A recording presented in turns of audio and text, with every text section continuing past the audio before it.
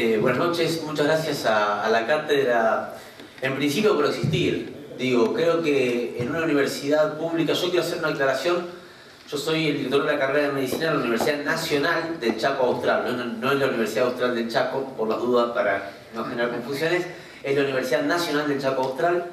Toda mi formación, desde Jardín de Infantes hasta la Universidad de Inclusión del Posgrado, fue en la universidad pública y mi ámbito de trabajo es la universidad pública. Y estar en una universidad pública como esta, en la tierra de Arturo Illia, la verdad que es una conjunción de emociones muy fuertes que agradezco poder estar viviendo a partir de la invitación de esta cátedra abierta, que además es otra convocatoria a mantener vigente los principios de ese movimiento que a muchos de nosotros nos ha constituido, que es la reforma universitaria del 18. Dicho esto, quiero de alguna forma empezar. Esta imagen con la que empezábamos tenía que ver con el aviso de lo que ya fue, en realidad, este encuentro intercontinental de Tierra Una Sola Salud, y para quienes no pudieron ir, igual poníamos el aviso porque en esta página vamos a estar seguramente la semana que viene ya cargando todo lo que son las memorias del Congreso, y vamos a ir poniendo también los distintos documentos que se fueron elaborando en este encuentro intercontinental. Les decía, la idea de hoy, convocados por la Cátedra Libre de Medio Ambiente, Sociedad y Soberanía Alimentaria, era poder animarnos entre todos a pensar, pero sobre todo a repensar. Me decía Facundo Filomeno, uno de los docentes de la práctica final y miembro del Instituto de la Facultad, el Instituto de Salud Socioambiental, ¿cómo te gusta repensar a vos? Y la verdad que sí, nosotros entendemos que estamos transitando un tiempo en el que tenemos que animarnos a repensar lo que hemos pensado hasta ahora desde donde lo hemos pensado. Tenemos que animarnos a desaber lo sabido, a desaprender lo aprendido. Y es un camino que entendemos es necesario para poder al menos darnos la posibilidad de encontrar otras lógicas que no son las que habitualmente ordenan incluso estas aulas, las de las universidades públicas en nuestra región, pero que entendemos son muy necesarias. Y lo hacemos en este caso planteando esta necesidad para nosotros de revincular lo que es el alimento, el territorio y la salud. ¿Por qué decimos esto? Nosotros en las universidades de Occidente, en nuestras universidades públicas, estamos aprendiendo y enseñando generalmente a partir de una lógica de la fragmentación, donde por un lado están los que, cada vez más lejos se va Raúl, digamos, los que hacen agronomía, que no tienen nada que ver con los que hacen medicina, que no tienen nada que ver con los que hacen, por ejemplo, arquitectura, que no tienen nada que ver con los que hacen derecho, como si fuesen realmente todos compartimentos estancos que pueden transitar por la vida y por nuestras sociedades y territorios sin ningún tipo de conexión, cuando en la realidad eso no ocurre. Pero nosotros reproducimos esas lógicas fragmentadoras que de alguna forma entendemos también habilitan los pensamientos fragmentados y fundamentalmente habilitan la construcción de la idea de que el otro o lo desconocido, lo que no es exactamente igual a uno, como mínimo es peligroso, cuando no necesario de ser eliminado, porque compite con nosotros. Y en sociedades que hemos crecido al calor del discurso de que somos el último eslabón de una cadena de competencias donde el más fuerte es el que ha sobrevivido, sin nunca ponernos a pensar críticamente sobre qué significa esa teoría, que no es la única teoría, por cierto, elaborada para entender por qué los seres humanos, por ejemplo, somos como somos. Es muy fácil encontrar en esos discursos fragmentadores sistemas de lenguaje que generan sistemas de conocimiento que van a permitir sostener ideas de cómo debemos vivir los seres humanos, de cómo debemos transitar y organizar nuestros territorios, que nos alejan de, desde nuestro punto de vista, la posibilidad de que ese ciclo vital transcurra saludablemente. Un primer ejemplo que queremos usar para esto tiene que ver con esto que planteaba Hipócrates hace ya bastantes años. Hipócrates planteaba que el alimento sea tu medicina y que la medicina sea tu alimento. Si nos remitimos, los que tenemos algunos años más, hay muchos jóvenes saludablemente de acá, pero algunos somos más viejos, y los que tenemos algunos años más podemos recordar que quizás la primera práctica en salud que nosotros teníamos a nuestro alcance cuando teníamos algún problema de salud, no estaba dada por lo que el pediatra le pudiera decir a nuestra mamá en el consultorio, sino que estaba dado por lo que nuestras madres o nuestras abuelas podían hacer en nuestra casa a partir de cambiarnos la alimentación. Digo los más viejos porque los más jóvenes ya seguramente han notado que ese cambio de la alimentación no resuelve muchas cosas. Pero cuando éramos más chicos, algunos, sí teníamos la posibilidad de, cambiando qué es lo que teníamos a nuestro alcance para comer, mejorar nuestra situación de salud, que siempre podía también complementarse con una visita al médico. Pero esa primera práctica de cuidado que era doméstica, que era en la cotidianeidad de nuestro hogar, tenía mucho de esto. Ahora, ¿por qué Hipócrates decía que el alimento sea tu medicina y que la medicina sea tu alimento? Porque en la época en la que vivía Hipócrates, que es cierto, también había otras características que nos harían a muchos de nosotros no poder vivir en esa época hoy, y no queremos vivir en esa época, pero en esa época los alimentos realmente eran lo que debería ser un alimento, ese elemento vital para poder recorrer nuestras actividades cotidianas con una incorporación de sustancias que nos permitan producir la energía gracias a la cual nuestras células funcionan. Yo no pretendo dar una clase de biología hoy acá, pero ninguno de nosotros estaría acá si no tuviésemos la posibilidad de estar produciendo energía desde nuestras estructuras celulares, y para producir esa energía necesitamos incorporar los nutrientes. Esos nutrientes que llegan a nosotros una vez que atravesamos el canal de parto por primera vez a través de la lactancia materna. Digo, hoy nosotros estamos transitando un tiempo en el que, sin lugar a dudas, uno de los principales retos que tenemos es recuperar el hábito de la lactancia materna como un elemento esencial para recuperar la salud de nuestras comunidades. Sin embargo, nosotros hoy nos encontramos con que hemos tenido que nombrar a las salas de los hospitales o a los hospitales amigos de la lactancia materna. A ver si soy claro. Que nosotros tengamos que decir que un hospital es amigo de la lactancia materna significa que hay hospitales que no son amigos de la lactancia materna. Esto tiene que llamarnos a la reflexión. O sea, porque ya no estamos hablando, o todavía no estamos hablando, ¿no?, de los alimentos ultra procesados, no. Estamos hablando de lo más básico, que además no solamente nos nutre, nos da esas primeras sustancias para constituir nuestro sistema inmunológico, sino que además nos permite generar un vínculo con nuestra madre, ¿tá?, que tiene mucho que ver en cómo nosotros después construimos nuestras estructuras. Cuando Hipócrates decía que el alimento sea tu medicina y que la medicina sea tu alimento, Hipócrates pensaba en esta simbiosis entre el ser humano y el territorio al cual el ser humano pertenece. Y ese acto de amamantar de nuestras madres tiene que ver con ese acto amoroso de la tierra, de nuestra madre tierra, cuando nos ofrece desde su seno todos los elementos que necesitamos nosotros para poder transitar nuestro ciclo vital, empezando por nuestros alimentos. Claro, esto que muchos de ustedes dirán, bueno, es una verdad de perogrullo, en realidad, hoy está en discusión. Y está en discusión no porque lo decimos los docentes del Instituto de Salud Socioambiental de la Facultad de Ciencias Médicas de La Rosana.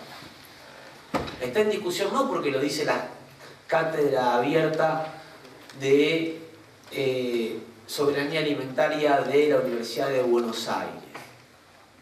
Está en discusión porque ya se han identificado, por ejemplo, que 7 de cada 10 mujeres tienen agrotóxicos en su leche. Y esto significa, y hago una llamada de atención para lo que voy a decir en adelante. Yo creo que si nosotros no avanzamos en el estímulo de la importancia de la lactancia materna, no tenemos mucho más posibilidad de sobrevivir como sociedad. Pero tenemos que saber que en los contextos actuales la lactancia materna implica que también a través de ese acto amoroso, esencial, básico para nuestra supervivencia, estamos incorporando sustancias químicas que no deberíamos estar incorporando en nuestros hijos. No obstante, es mucho mejor eso que las maternizadas, que vienen ultraprocesadas, industrializadas. Lo que debería ser es que nuestras madres no tengan en su leche química venenosa.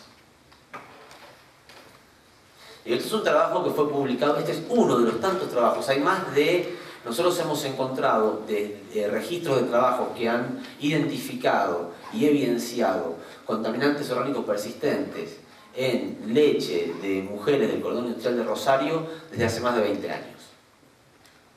Y este es un trabajo, el que están viendo ustedes ahora, ahí capaz que no alcanzan a ver, del año 2013, publicado el 17 de febrero del 2013, ¿está?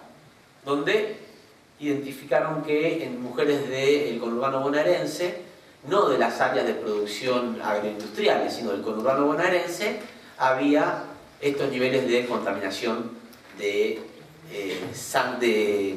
también de sangre, pero en este caso de leche materna, por química. Tema que también tenemos otra cuestión, y es que los alimentos que nosotros estamos incorporando hoy en nuestra mesa, en el caso, por ejemplo, de los derivados de animales, están cargados de otras sustancias que no hemos sido avisados.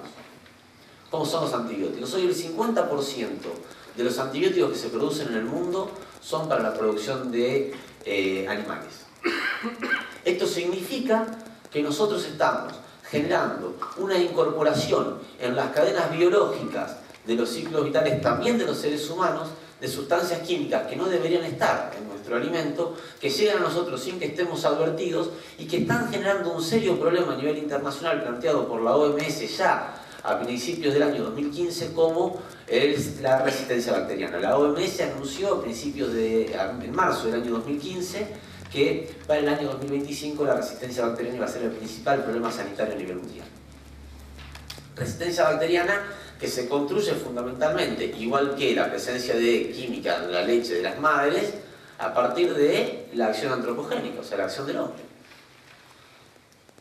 Resistencia bacteriana de la cual no estamos siendo advertidos, porque tampoco estamos siendo advertidos claramente de cuando estamos incorporando antibióticos en nuestros organismos.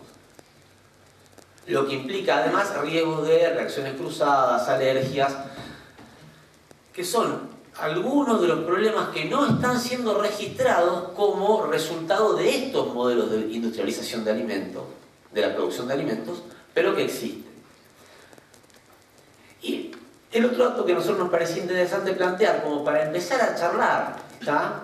Es este que es de más reciente publicación, salió incluso en medios nacionales, ustedes lo habrán visto en la televisión, en los diarios, el informe que primero hace el equipo de investigadores del laboratorio de LEMISA de la Universidad Nacional de La Plata, dirigido por el doctor Damián Marino, y que después termina reconociendo el SENASA.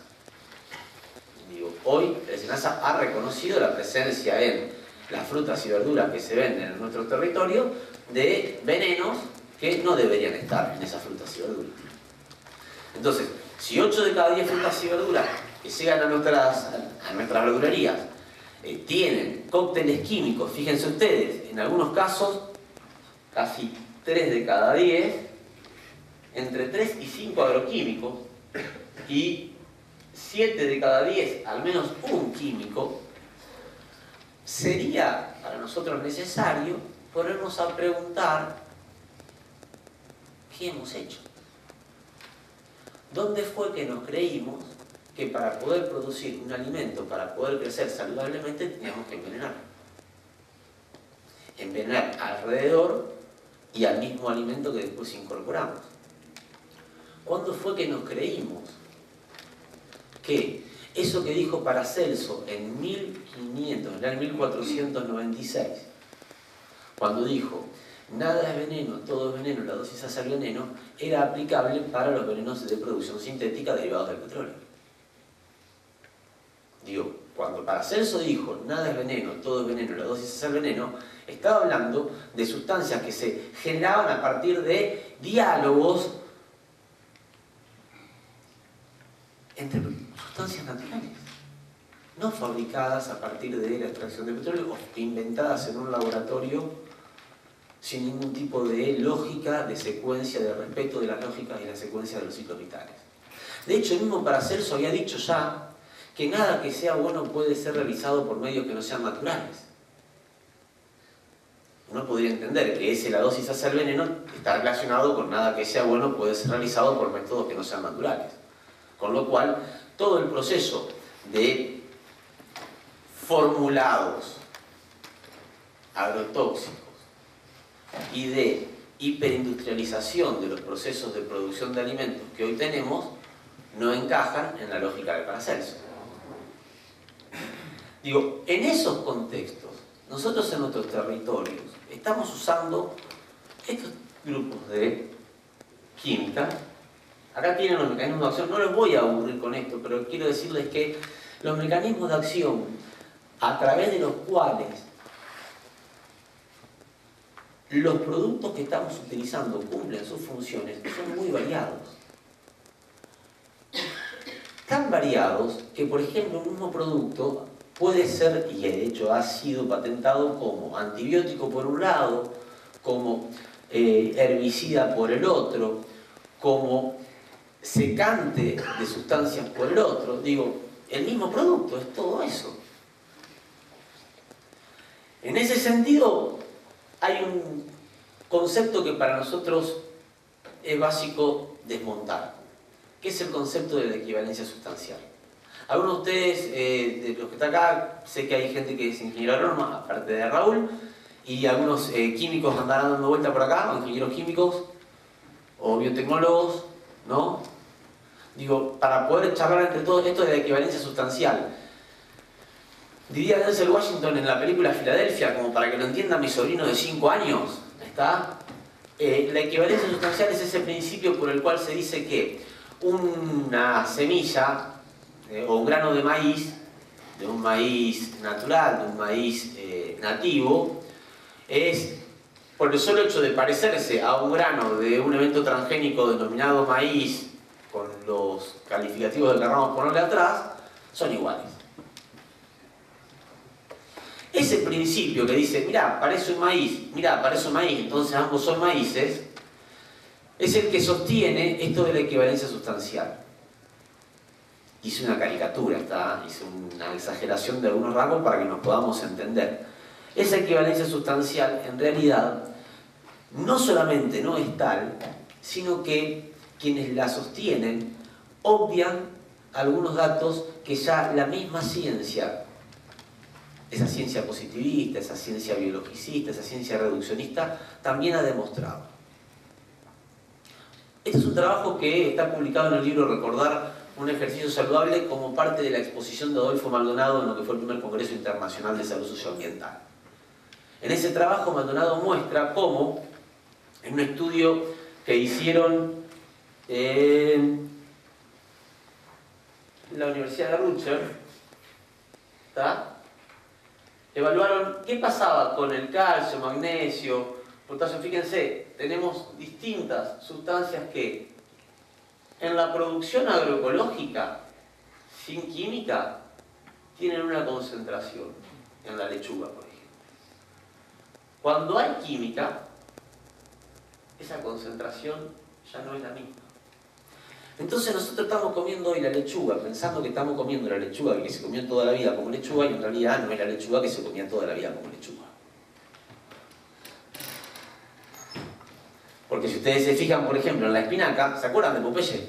Los que somos más grandes nos acordamos, Popeye el marino, que comía la espinaca y al comer la espinaca podía doblar cualquier hierro, no había problema. Y capaz que no era tan falso, porque fíjense, la espinaca convencional, cuando hablamos de hierro, la espinaca biológica, la agroecológica, tenía 1938 miliequivalentes cada 100 gramos de hierro. Claro, la espinaca que compramos hoy en la verdulería, que viene producida a partir del uso de química, tiene 1 miliequivalente por cada 100 gramos de hierro. Por eso es que a nosotros no nos salía doblarlo de hierro como a Popeye. Pero esto no nos lo dicen los defensores de los modelos de producción dependientes de venenos. Porque tampoco en las universidades lo estamos enseñando. Porque en las universidades no estamos avisándole a nuestros estudiantes que estas cosas están ocurriendo. Porque en esta lógica de la fragmentación, lo que estamos enseñando es que el valor, el parámetro que tenemos que utilizar es la rentabilidad, la productividad. Y nos olvidamos que de lo que estamos hablando es de producir alimento o producir mercancía. Y si yo quiero producir alimento, vamos a ver ahora en un ratito de qué estamos hablando, porque hacemos esta diferenciación, yo no puedo dejar de tener en cuenta qué es lo que la química, que algunos modelos de producción requieren porque son dependientes de química, le hace a las sustancias que yo estoy intentando producir como alimento. En ese sentido, otro dato que me parece importante poner acá sobre la mesa para que podamos entender lo que viene es el crecimiento que ha tenido en nuestro país la superficie y el volumen de producción de eventos transgénicos. Fíjense, desde el año 96-97, que fue cuando se autorizó por primera vez la utilización de eventos transgénicos en nuestro país, hasta el año 2012, nosotros pasamos de no tener nada de maíz y de algodón transgénico, por ejemplo, a tener acá casi el 100% de algodón y arriba del 90% del maíz, 92% de maíz producido en nuestro país es transgénico. ¿Qué significa que sea transgénico? Hoy me preguntaba un periodista, bueno, pero los transgénicos son iguales que los agrotóxicos. No.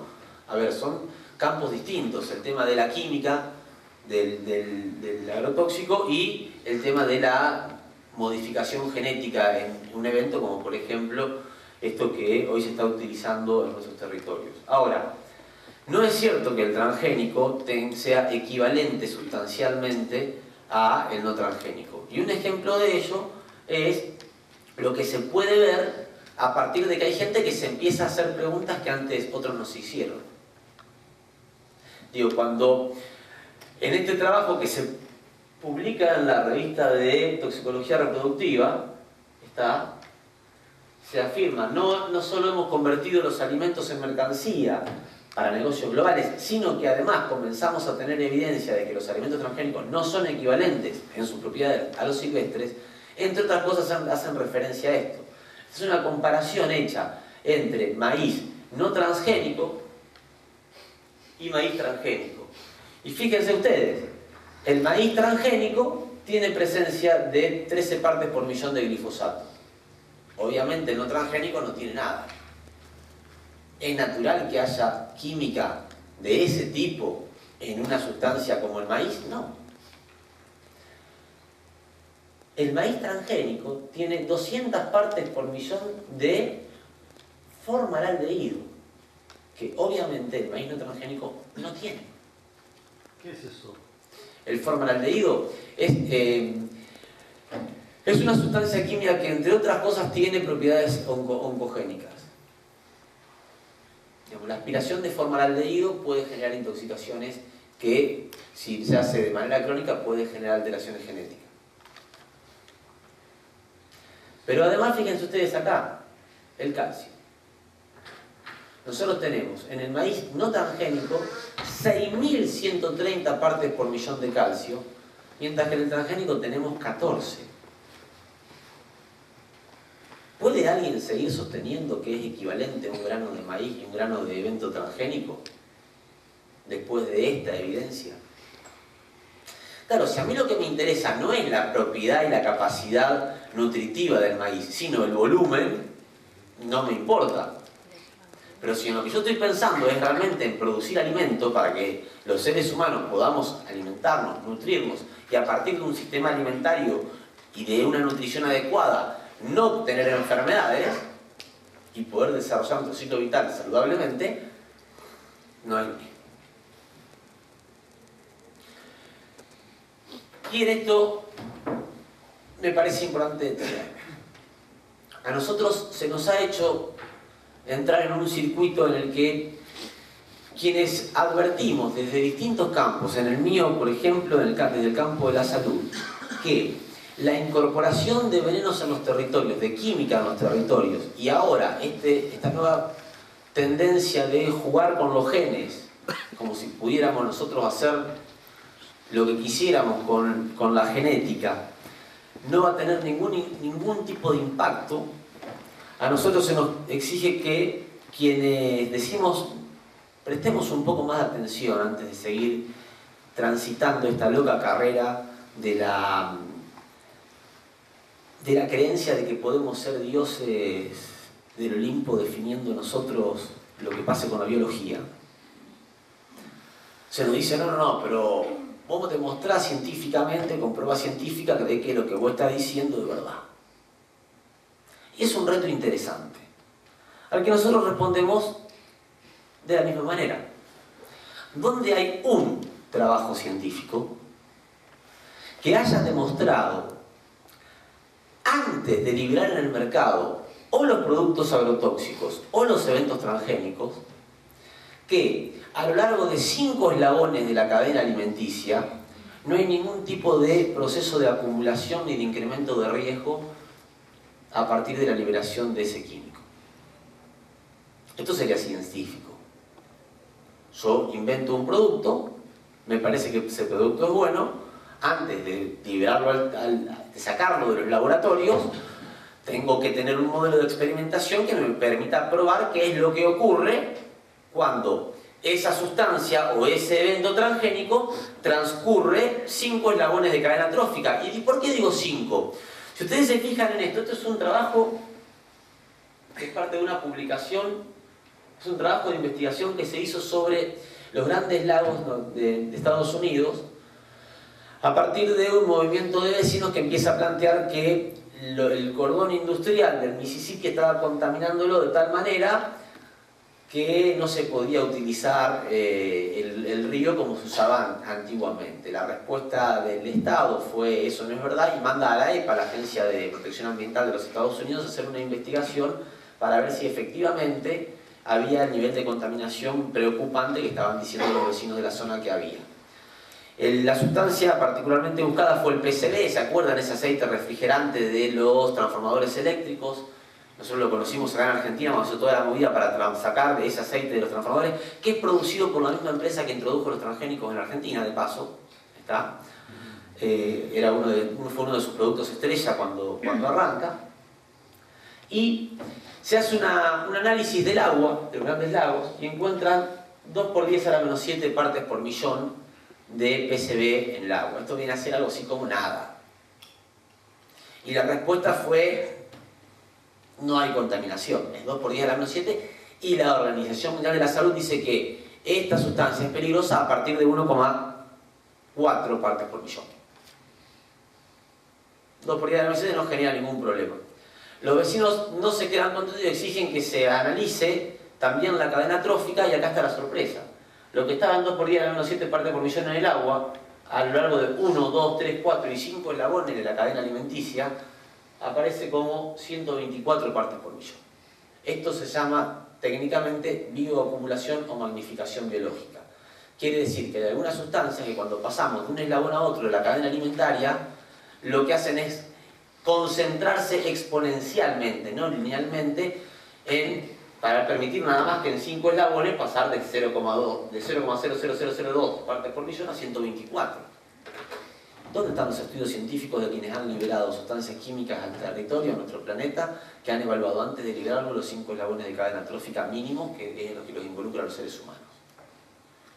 ¿Dónde están los estudios científicos realizados por quienes liberaron los transgénicos en nuestros territorios para decirnos que a partir de la incorporación de transgénicos en nuestras dietas no hay ningún tipo de daño en nuestra estructura genética? Porque lo cierto es que se liberaron químicas y transgénicos en nuestros territorios sin ninguno de esos estudios. ¿O no? Quizás los estudios estaban y no se difundían. Y como para muestra, a veces vale un botón, podríamos preguntar qué pasó en el estado de California, en los Estados Unidos, en marzo de este año. No sé si alguno de ustedes está al tanto, ¿no? En marzo de este año, un juez de California, nadie podría decir que ahí estaban algunos talibanes ecologistas metidos dando vueltas, es un juez del estado de California, ordena que salgan a la luz una serie de documentos internos de la empresa Monsanto que demostraban que esa empresa conocía antes de liberar comercialmente algunos de sus productos, como por ejemplo glifosato y algunos eventos transgénicos, los daños que estos podían generar en las estructuras vivas. E incluso esto que se conoce como los Monsanto Papers han demostrado que Monsanto pagó a algunos científicos para que firmen investigaciones hechas en los laboratorios de Monsanto como si fuesen hechas en sus estudios o laboratorios independientes, diciendo que no había ningún tipo de daño ni de riesgo en ese tipo de sustancias o en ese tipo de eventos transgénicos. Esto no lo digo yo, esto lo dice un juez, lo obliga a que se difunda un juez de California. Y a partir de eso el estado de California ha obligado que, por ejemplo, en California el glifosato y los surfactantes que se venden tienen que ser etiquetados y en la etiqueta tienen que decir que son probablemente cancerígenos, como dice la IARC desde el año 2015. Digo, ¿por qué yo hago un eje que me parece en esto importante? Porque cuando tengamos el debate de cómo entrar en la discusión seguramente de glifosato, yo no estoy discutiendo glifosato. Esto es un ejemplo. Estoy planteando cómo la industria química ha tenido y tiene un rol muy importante en la liberación de sustancias en nuestros territorios que impactan en nuestros cuerpos a partir de modos directos e indirectos, como por ejemplo nuestra comida,